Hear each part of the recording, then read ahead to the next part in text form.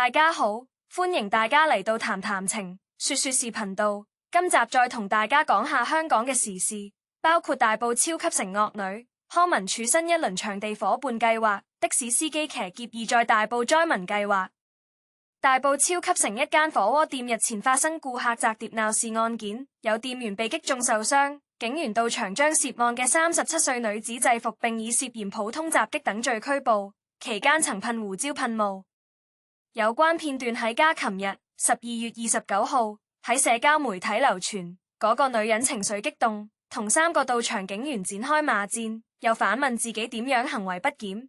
之後佢被警員拉跌，再俾人冚喺地上，警員要求他冷靜，佢再問點冷靜啊？你哋睇佢個樣紅晒。警員發出警告後，向他噴胡椒噴霧，期間呢個女人持續爆同掙扎，仲要噴咁多。據了解，涉案者係一個37歲姓周嘅女人，佢涉嫌公眾地方行為不檢、普通襲擊同拒捕被捕，其後由救護車送往大埔那打素醫院治理。案件由大埔警區刑事調查隊第7隊跟進。其實而家啲警察使唔使咁驚？對一個女人都要用3個警察制服佢，仲要噴埋胡椒噴劑，佢哋驚咩？你要知道自己受過訓練，根本唔需要動用咁多武力去對付一個女人。我認為香港警察應該加強一下訓練，唔係一靠武備精良。警察嘅裝備係用喺對付賊人、對付疑似罪犯嘅身上，而唔係用嚟對付市民嘅。真係有事時唔見你哋咁勇猛，仲記得鑽石斬人案，有警察喺電梯度跌到一負一碌個樣，其實真係令人心寒。康文署新一輪場地夥伴計劃，16個藝團入選，同而家少咗6個，落選嘅包括風車草劇團、香港芭蕾舞團等。被問到審批時軟對抗係咪考慮因素之一，文體旅局局長羅淑佩指所有行業都要守法。文化體育及旅遊局局長羅淑佩話喺香港，唔理做乜嘢行業都要遵守法律，所有法律，佢話文個係好清楚。大家千祈唔好誤會，唔做場地夥伴之後，就等於以後都唔會租場俾藝團。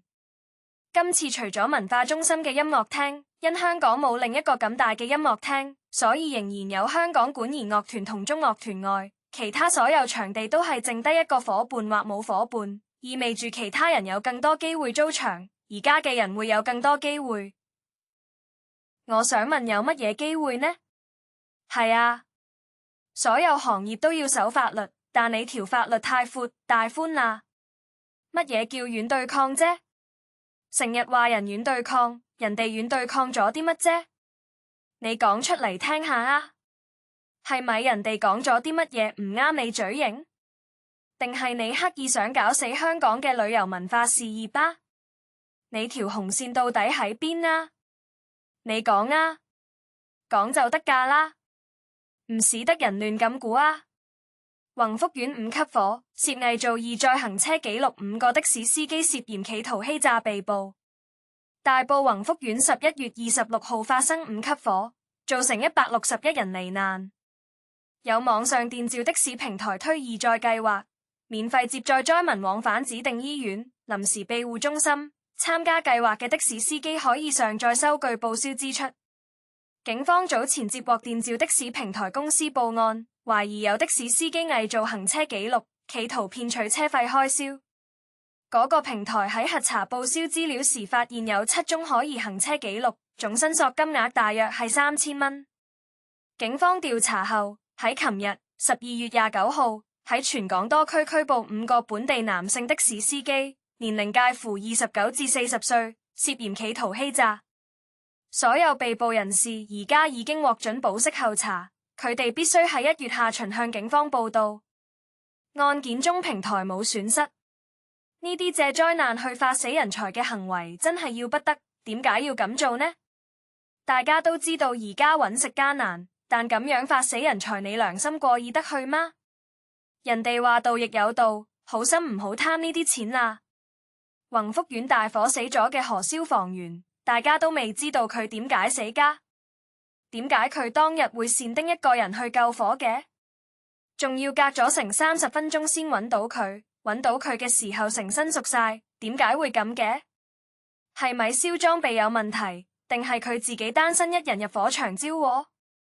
冇人提過喎，只係知道當日死咗個消防員，但係冇人知道佢點解會死。事後追頒個消防隊目俾人，其實有乜用呢？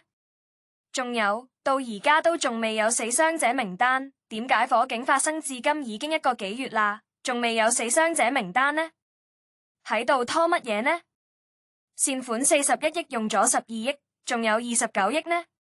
嗰29億用嚟當公帑嗎？嗰啲唔係公帑嚟㗎，嗰啲錢係市民捐出嚟幫災民㗎。大埔宏福苑5級火造成1名消防殉職，令社會更關注消防員嘅日常工作。唔少市民一直疑問點解消防員經常喺消防局內打排球。社交平台有網民發帖指堅尼地城消防局附近有消防員喺消防局內打排球期間，排球飛出馬路，要出街去執，引發網民熱議。真係寧願班消防日日打波好過，即係香港平安好事嚟。消防員喺消防局打排球，好可能都係訓練體能嘅一種，但寧願佢哋打排球，呢啲係咪有啲反智呢？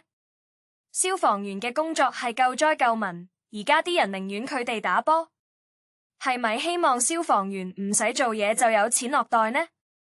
好似杜甫喺兵車行話齋，生女猶得嫁比鄰，生男埋沒除百草。打仗引致市民有一種反智嘅心理，寧願生女好過生男。中國人一向重男輕女，有呢種思想係好反常嘅。好啦，今集講到嚟呢度，麻煩大家點讚、留言同分享呢條片，最好就訂閱啦，多謝。